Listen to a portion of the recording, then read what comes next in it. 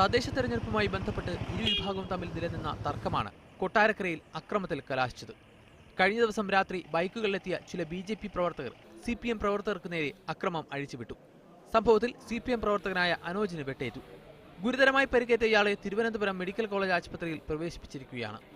പരിക്കേറ്റ 5 CPM പ്രവർത്തകരെ കൊട്ടാരക്കര താലൂക്ക് ആശുപത്രിയിലും പ്രവേശിപ്പിച്ചു. വീട്ടിൽ വന്നിട്ട് കുളിക്കാനായിട്ട് ഒരുങ്ങി വീട്ടിൽ സിറ്റൗട്ടിൽ ഇരിക്കുകയാണ്. ഒരു 10-15 ബൈക്കിൽ വന്ന ഒരു പറ്റ ചെറുപ്പക്കാർ സിറ്റൗട്ടിൽ ഇരുന്ന് എന്നെ പിടിച്ച് അടിച്ച് തറയിലിട്ടിട്ട് അവിടെ നിന്ന് തന്നെ അവസാനം ചവിട്ടി സിറ്റൗട്ടിൽ നിന്ന് തറയിൽ വീഴിയായി. ഇതേ വീട്ടിൽ കുട്ടികളാരും ഇല്ലാതെ എൻ്റെ ഭാര്യ കിടന്ന് നിലവിളിക്കുന്നതായിട്ടുണ്ട്. നാട്ടുകാരെല്ലാം ഓടിക്കൂടി.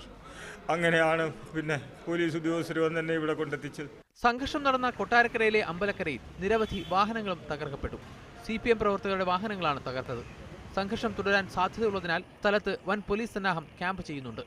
സ്ഥലത്തെ വിവിധ പോലീസ് സ്റ്റേഷനുകൾക്ക് SP ജാഗ്രതാ നിർദ്ദേശവും നൽകി. മീഡിയ 1 കൊല്ലം.